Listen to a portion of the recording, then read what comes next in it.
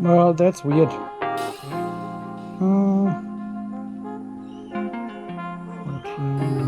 DC 8 amps, DC output current. Yeah, the car just woke up. I'm experimenting here with my batteries, and I could just hear the contactors clicking in on the other side of the wall here, and check the Skin My Tesla app, and yeah, it is live. So car just woke up, but the battery, the 12-volt battery, is on 14 volts. So I was assuming it's actually waking up to recharge the battery, but it doesn't look like. The 12-volt battery current is only 1 amp. DC output voltage 14 volt, DC output current 8 amps.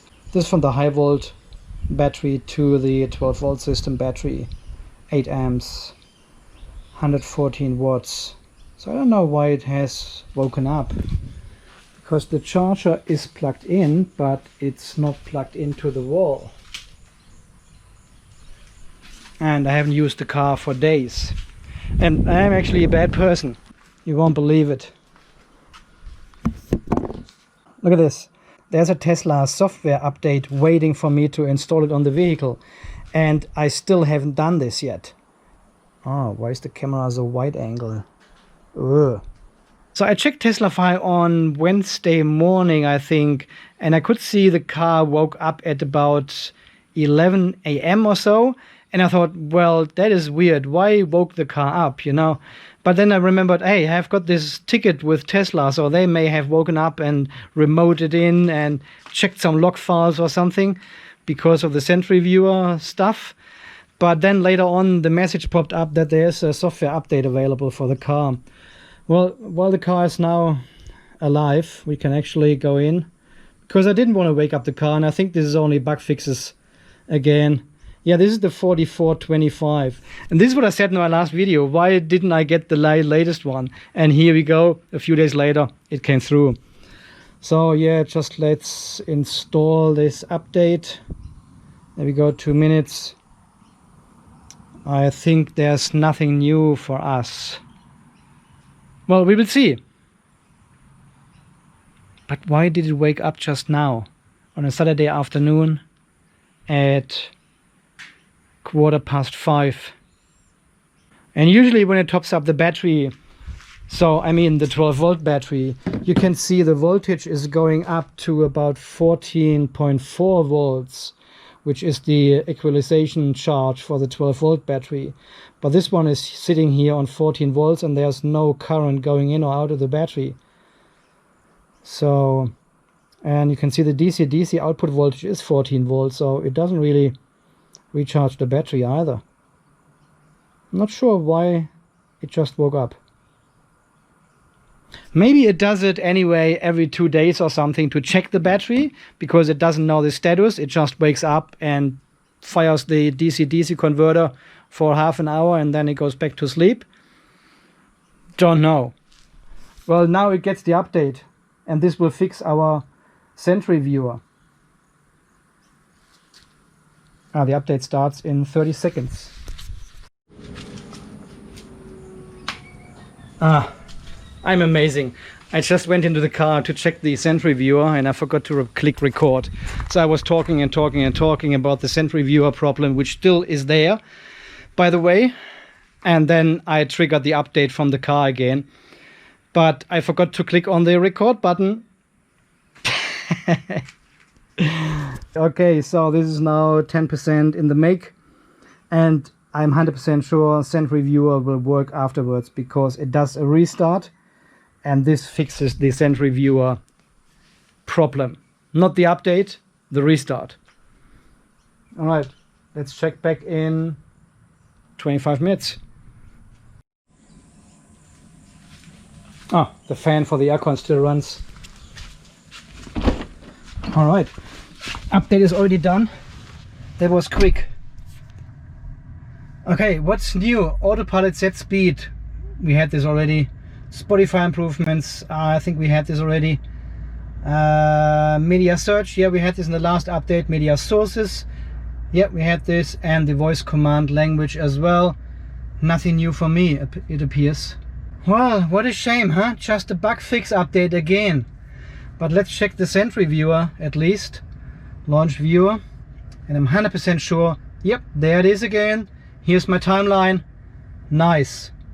So I can finally get rid of these recordings, which I could not do before. Getting delete. All right. At least this is a fix. Well. And now I have to get really mad on someone. If you go back in the app, go into my loot box and go into my referrals, and we can see Luke has cancelled on the 27th of 11. You know, Luke, what's going on the 27th? That's my birthday. You cancelled your Tesla reservation, your order, on my birthday. So these 1500 free supercharger kilometers are gone. But then I discovered, hey, there's Daniel. Daniel stepped in and ordered his Tesla on the 3rd of December. So thank you so much, Daniel. I hope you make it through. You will get 1500 free supercharger kilometers, and I will get them too. Thank you so much for using my referral code, always in the description. Thank you. Okay, I just checked the Scan My Tesla app, and we are on 40% state of charge. I think we left the car with 42.5% on Wednesday when I recharged it the last time, when it was so hot. So then it was Thursday, Friday, Saturday, 3 days, 2.5% down. That's the standby losses the car had. Yeah, so you can say almost 1% per day you will lose as a standby. And the car was not even plugged in. Nobody woke it up. It was just sleeping at the carport doing nothing, but still lost about 1%. Well, there's still some stuff awake in the car, you know. It reacts to your app, for example. It keeps the LTE connection alive. Bluetooth is working. There's still some kind of load on the car. All right, yeah, well, interesting to know this figure. And I think it was a good decision. Where are we? Here. Yeah, it was a good decision to keep the battery on 40% only, because we still have 36.5 degrees Celsius in the battery without the car being used for 3 days now. It's just sitting there here in the carport in the shade. But we had 40 degrees for the last 3 days here, and the battery is already on 36. I've got the feeling I've mentioned this before. Well, it's Monday morning now. Last time I used the car was on Wednesday afternoon last week, and since then it was parked here in the carport at 40 degrees each day. And you can see the battery temperature here is still on 35 degrees. Even we had some rain last night and cloudy morning now. 26 outside, but the battery is nice and warm at 35. Well, I'm now driving in these beautiful conditions of 26 degrees only. Battery is down to 31 just by normal cooling while driving.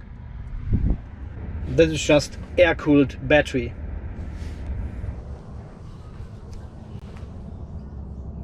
Yuck. We had some insignificant rain yesterday on top of a good layer of dust, and now the car looks like this. Oh. Why would you buy a white car, huh? Well, if you want the cheapest white, you will get dirty white. Today I didn't get through all the nukes. No. We didn't have it in... So, boys and girls, I'm just downloading 2020 48.10 finally. It's halfway through, and well, it's creeping along. Look at this. Less than 100 kilobytes per second. That's fine. I just don't want to spoil it, but there's nothing new for us at all. This is all bug fixes, and I think there is something new in terms of the SMS texts you receive. They will be now in a ongoing order from each sender. Who's using SMS these days again, you know? This is like using fax. This is all app-based. WhatsApp, Messenger. Oh yeah, Tesla does actually. Tesla uses still SMS. Well, that's the Tesla update for Tesla. Nothing new, boring. We want version 11, which should come out in the next 2 weeks, 3 weeks before Christmas. And this will bring a whole new OU user interface and everything new, everything better, more bugs, more videos. We've got Daniel here commenting, "Hi Andy, just popping in to say thanks for all your useful testing and providing a real view on the Model 3 in Australia. I just put an order in for the 2021 Model 3 SR Plus in white, using your referral." Thank you again, Daniel. You are the Daniel from my referral list. Thanks a lot. I'm up in Bundaberg, so if you want to do a video covering it, we can arrange something. 9 to 12 weeks delivery, so it should arrive here somewhere in March or April. Yeah, Daniel, absolutely. I would really like to see the 2021 model in comparison with the 2019 model I have. So probably we can put them next to each other and compare some stuff. That would be really awesome. So please just send me an email with your details and we can get something arranged. And again, thanks so much for using my referral. Well, and then, as you may remember, I locked several tickets with Tesla in the last couple of months in regards to my Sentry viewer problem, where the bottom timeline and buttons and the whole control of the Sentry viewer disappears all of a sudden for no particular reason. And I have to do a reset with both buttons on the steering wheel pressed and the computer restarts, and then the controls are back. So this is ticket number 4 I locked with Tesla so far, and they just gotten back to me this morning with a text saying, "So it turns out service engineering are already hard at work on a future firmware solution for the dashcam viewer. In the meantime, a scroll wheel reset is the recommended remedy. I will go ahead and cancel this service appointment as we intend to fix this with a firmware update over the air. Thanks for the feedback and great information on this. It will help with a speedy solution." Yeah, I think I've got three other texts with similar content from them about this. Kind of, you know. Well, how this works with Tesla is you have to use the app to book in a service appointment, either in the service center in Brisbane or with a mobile Tesla Ranger, however they're called, mobile service technician, to get your problem fixed. Because this is a pure software problem, there's not much they can do if I would come in to the service center or if a technician comes out to me and look at the car. This is all a remote thing anyway, but you have to book this service appointment. So I'm happy with them to close this service appointment because I don't want to occupy a slot in their schedule for basically nothing, because they can fix it remotely, you know. What I'm not agreeing to is to close the whole ticket, because I think I will never hear back from them again and it will not be fixed. Because this is not a widespread issue, obviously. I've never heard from anyone else having this issue. None of my viewers have ever said anything. I looked through forums, I haven't seen anything. So it might be a unique thing with just this car or just a few cars worldwide. I don't know how far this problem is spread. So what they are doing now, they are closing the case basically because this is already elevated now with the engineers somewhere in the US or wherever they are to fix this problem with this software update in the future. From a pure customer perspective, that is bad because I don't have anything now. I just need to wait patiently and keep resetting the computer if this fault occurs. It is not a big deal, but you know, think about your mobile phone or your computer, your tablet, your iPad, your laptop, your computer, whatever you have. If there is a reoccurring fault and the manufacturer or the shop just tells you, well, just restart it. Just keep restarting it. If the error occurs, just keep restarting it.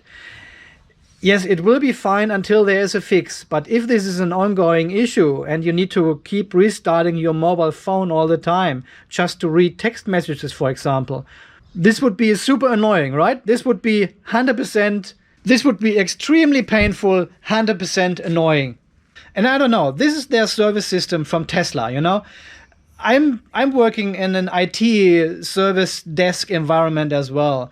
If we cannot resolve an issue with our customers, with our users, I will escalate this to the next tech level, to the system administrators, for example, and they will look into it. But the ticket is not closed. It just gets elevated to them. And they will then get back to the customer and say, we are working on it.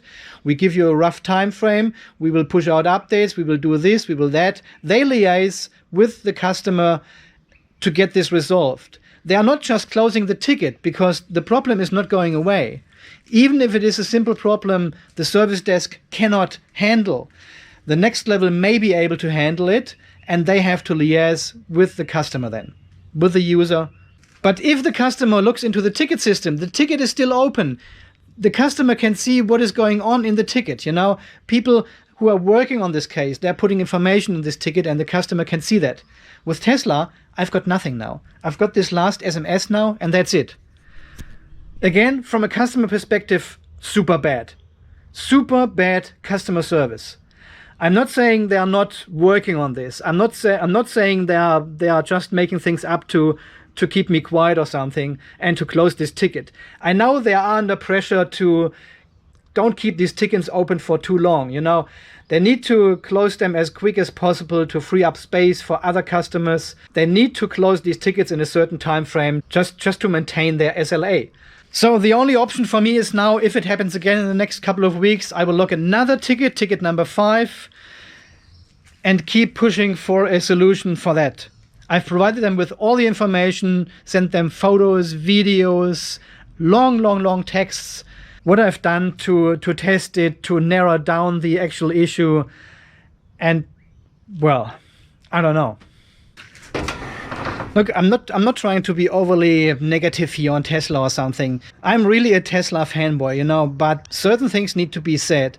And this channel is here to provide real world experience with Tesla, with the car, with Tesla itself, with the customer service.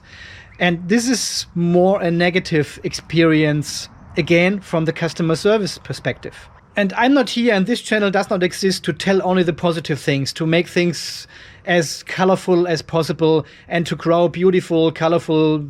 And even if these flowers look beautiful and colorful, but if they stink like shit, they are shit. And this needs to be said.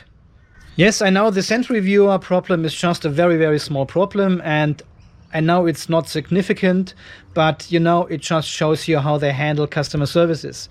And I'm just really concerned if you have a major problem with a car, they will handle it the same way. So if they don't take these issues seriously and provide good customer service, what can you expect if you have a serious problem? Well, and if you read through the forums, people have very positive experience with customer service and really negative experience and everything in between. But this is exactly the same with any other manufacturer as well. We had this the same with the car before, and so this is not specific to just one car manufacturer, of course. But again, as I just gave you an example, it is not too hard to keep these tickets open, keep the customer involved, and make them feel they've been looked after. All right, guys, so far this daily rant, I would say. As always, thank you so much for watching.